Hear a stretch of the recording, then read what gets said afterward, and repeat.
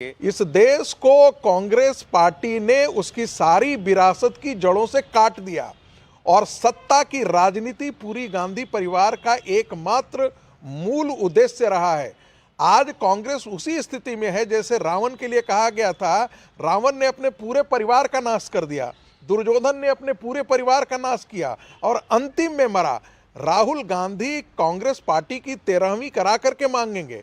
राजनीतिक स्थिति में कांग्रेस आज के दिन में रसातल में चला गया है, लेकिन कांग्रेस पार्टी अभी भी वामपंथी गिरोह और इस्लामिस्ट गिरोह के इतने दबाव में है कि उसे उससे भारत की राजनीति के बारे में समझ में अच्छा प्रोफेसर साहब, ठीक है, आपने 3-4 बातें कह दी।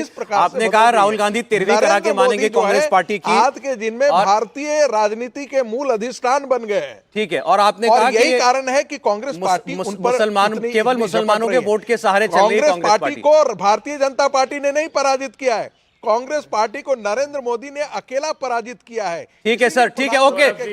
अभय जी लिख, आप नोट कर लेंगे, सारी बातों का जवाब लूंगा मैं। जरा आनंद दुबे जी शिवसेना से आ गए, स्वागत है आनंद जी आपका। संजय राउत जी ने जो बात कही वो थोड़ी और गंभीर बात है। उन्होंने कहा कि जब देश में कोई संकट आता है, जब देश के सामने कोई प्रश्न खड़ा होता है, जैसे अभी किसानों का है, तो मौज मस्ती पर निकल जाते हैं, सैर सपाटे पर निकल जाते हैं नरेंद्र मोदी, स्कूबा डाइविंग कर रहे हैं। आपको ये इसमें भक्ति नहीं दिखाई दी, स्कूबा डाइविंग दिखाई दी? आनंद जी। सौरभ जी नमस्ते। नमस्ते। देखिए, वैसे तो प्रधानमंत्री जी भारतीय जनता पार्टी 12 महीना 24 घंटे प्रचार मोड में ही रहती है। जो बातें कर कर देश के सामने आई थी उन बातों पर ध्यान नहीं देती है। फिर भी हम कुछ नहीं कहते कि चलिए लोकतंत्र है ये करें। लेकिन जब चुनाव नजदीक आता है तो भाई स्वाभाविक सी बात है कि वो प्रचार में लगेंगे।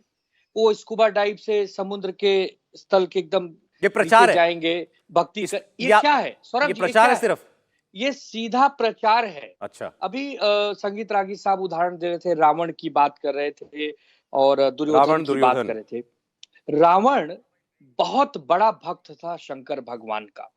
जितनी विद्या रावण में थी शायद ही किसी में उतनी विद्या रही होगी।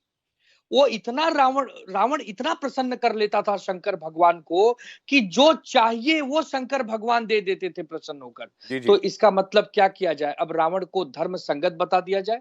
नहीं बता सकते ना, इसे कोई अन्यथा नहीं लेगा। मैं सिर्फ उदाहरण दे रहा हूं रागी साहब की बात पर। तो पूजा पाठ करना, भक्ति दिखाना, ये अच्छी बात है। ये रावण भी करते थे, बहुत सारे और भी पिछले इतिहास में लोगों। अब आप सीधा कुछ कह रहे हैं, लोग समझ रहे हैं आप क्या कह रहे हैं बार-बार रावण कह के। मैं सीधा ये कह रहा हूं कि आज देश में जरूरत है राम राज्य की, राम भगवान की बात करने की। राम राज्य में यदि देश का एक प्रजा भी नाराज है, उदास है, दुखी है, तो आप राम राज्य को घोषित नहीं कर सकते। अच्छा, ठीक है।